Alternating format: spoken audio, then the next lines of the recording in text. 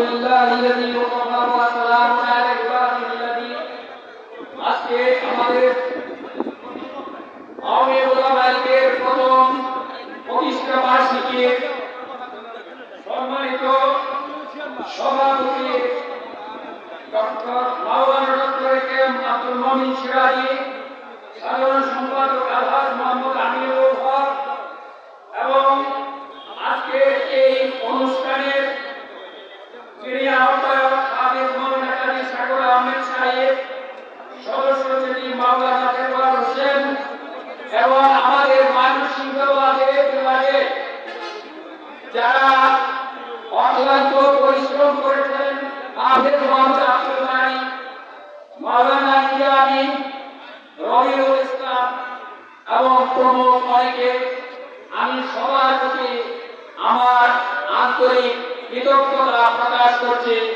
এবং আন্তরিক শুভেচ্ছা জানাচ্ছি বাংলাদেশের প্রতিটি জেলা থেকে, প্রতিটি উপজেলা থেকে আগত সকল নেতৃবৃন্দ, সদস্যবৃন্দ, আলেমবৃন্দ এবং আমাদের এই দেশের সংগ্রামী সকল উলামাবৃন্দ। আমি প্রথমে সাদর সম্ভাষণ এবং স্মরণ করছি জাতির পিতা বঙ্গবন্ধু শেখ মুজিবুর রহমানকে, যিনি বাংলাদেশে ইসলামকে প্রতিষ্ঠা করার জন্য প্রথম স্থাপিত করেছেন ইসলামিক ফাউন্ডেশন। তারই প্রতিফলনকে বাস্তবায়ন করার জন্য তার সুযোগ পাবেন না। বর্তমানে বাংলাদেশে 560টি মসজিদ নির্মাণ করেছেন এবং প্রতিটি মহল্লা মাদ্রাসা নির্মাণ করে যাচ্ছেন।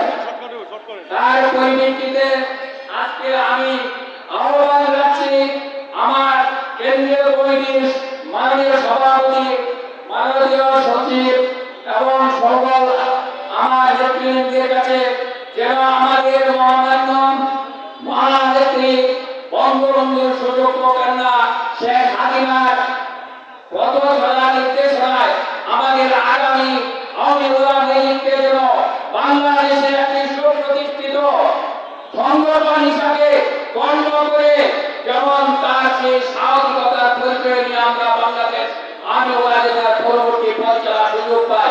যেমন করে আমরা দেখেছি সারা পৃথিবীতে একটি মুসলিম রাষ্ট্র যার নায়ক, যার নেতৃত্বে বঙ্গবন্ধু শেখ মুজিবুর রহমান ইসলামকে রক্ষার জন্য আফ্রিকার মাঝে ইসলামের একটি রাষ্ট্র হিসাবে ইসরায়েলের বিরুদ্ধে মামলা করতে সমর্থ হয়েছে।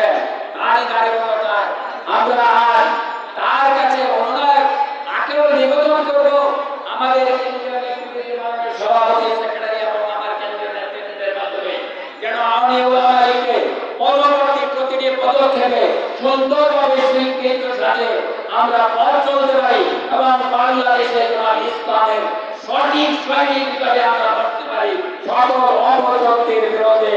এই বলে আমি আমার বক্তব্য শেষ করছি। আলহামদুলিল্লাহ রাব্বিল আলামিন। জয় বাংলা, জয়